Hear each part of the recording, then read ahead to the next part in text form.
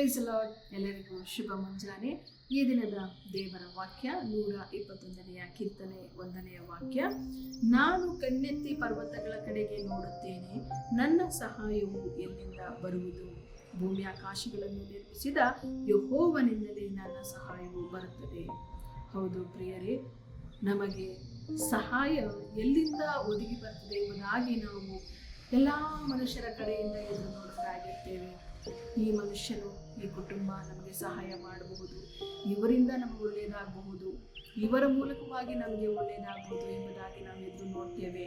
ಆದರೆ ಅನೇಕ ಬಾರಿ ಈ ಮನುಷ್ಯರ ಮೂಲಕ ಎದುರುಗೊಂಡವರಾಗಿ ನಾವು ನಿರಾಶೆಗೆ ಒಳಗಾಗಿರುವಂತಹ ಒಂದು ಸಂದರ್ಭಗಳು ಹೆಚ್ಚಾಗಿರ್ತದೆ. ಎಲ್ಲ ಸಮಯದಲ್ಲಿ ಎಲ್ಲ ಮನುಷ್ಯರು ನಮಗೆ ಸಹಾಯ ಮಾಡಲಿಕ್ಕೆ ಸಾಧ್ಯವಿಲ್ಲ ಪ್ರಿಯರೇ. ಆದರೆ ಎಲ್ಲ ಸಮಯದಲ್ಲಿಯೂ ನಮಗೆ ಸಹಾಯ ಮಾಡುವುದಕ್ಕೆ ಒಬ್ಬರಿದ್ದಾರೆ, ಆತನು ನಮ್ಮ ದೇವರು. ಆತನು ಎಲ್ಲ ಸಮಯದಲ್ಲಿ ನಮಗೆ ಸಹಾಯ ಮಾಡಲಿಕ್ಕೆ ಸಿದ್ಧವಾಗಿದ್ದಾರೆ. ನನ್ನ ಸಹಾಯ ಎಲ್ಲಿಂದ ಬರ್ತದೆ ಎಂಬುದಾಗಿ ಇಲ್ಲಿ ಕೀರ್ತನೆಗಾರನು ಹೇಳ್ತಿದ್ದಾನೆ.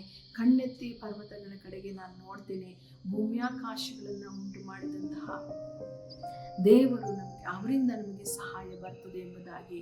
ಹೌದು ಪ್ರಿಯರೇ, ನೀವು ಮನುಷ್ಯರ ಒಂದು ಸಹಾಯವನ್ನು ಎದುರು ನೋಡಿ ನಿರಾಶೆಗೊಳಗಾಗಿರಬಹುದು.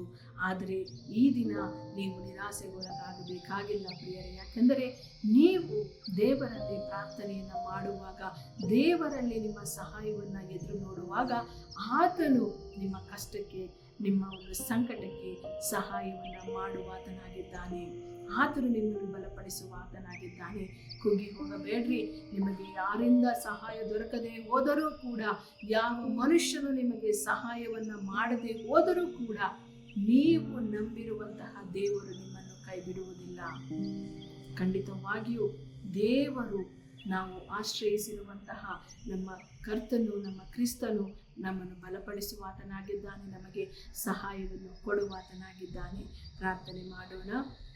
ಸ್ತೋತ್ರ ಕರ್ತನೆ, ಅಪ್ಪ, ಈ ದಿನದಲ್ಲಿ ಸ್ವಾಮಿ, ನನ್ನ ಎಲ್ಲ ಸಹೋದರ ಸಹೋದರಿಯರಿಗಾಗಿ ಪ್ರಾರ್ಥನೆ ಮಾಡುವಳಾಗಿದ್ದೇನೆ.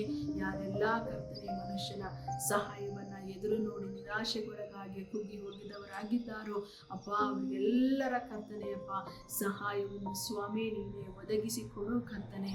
ಕರ್ತನೆ, ನೀನು ಹೇಳಿದೆಯ ಸ್ವಾಮಿ, ನಿನ್ನಲ್ಲಿ ಕೇಳಿಕೊಳ್ಳುವಾಗ ಯಾವ ಮೇಲಿಗೂ ಕಡಿಮೆ ಇಲ್ಲ ಎಂಬುದಾಗಿ ಅಪ್ಪ, ಯಾರೆಲ್ಲ ಕರ್ತನೆ ಯೇಸು ಕ್ರಿಸ್ತನ ನಾಮದಲ್ಲಿ ಪ್ರಾರ್ಥನೆ ಮಾಡ್ತಿದ್ದಾರೋ, ಸಹಾಯವನ್ನು ಕರ್ತನಿಗೆ ಎದುರು ನೋಡ್ತಿದ್ದಾರೋ, ಅವರಿಗೆ ನಿನ್ನ ನಾಮದಿಂದ ಸಹಾಯವು ಒದಗಿ ಬರಲಿ ಎಂಬುದಾಗಿ ಪ್ರಾರ್ಥನೆ ಮಾಡ್ತಿದ್ದೇನೆ. ಈ ದಿನದಲ್ಲಿ ಇದುವರೆಗೂ ಕಾಣದಿರುವಂತಹ ಒಂದು ಸಂತೋಷವನ್ನ ಅವರು ಕಾಣಲಿ. ಅವರ ನಿರಾಸೆಗಳು ಯೇಸು ಕ್ರಿಸ್ತನ ನಾಮದಲ್ಲಿ ಅವರ ಜೀವಿತವನ್ನ ಬಿಟ್ಟು ಹೋಗಲಿ ಸ್ವಾಮಿ. ನೀನು ಅವರ ಆಸೆಯನ್ನ ಪೂರ್ತಿಗೊಳಿಸಿ, ನಿರಾಸೆಯಿಂದ ಬಿಡಿಸಿ, ಜನರನ್ನ ಬಲಪಡಿಸಿ ಕರ್ತನೆ ನಡೆಸಬೇಕಾಗಿ ಯೇಸು ಕ್ರಿಸ್ತನ ನಾಮದಲ್ಲಿ ಪ್ರಾರ್ಥಿಸಿ ಬೇಡಿಕೊಂಡಿದ್ದೇನೆ ಕರ್ತನೆ. ಆಮೇನ್.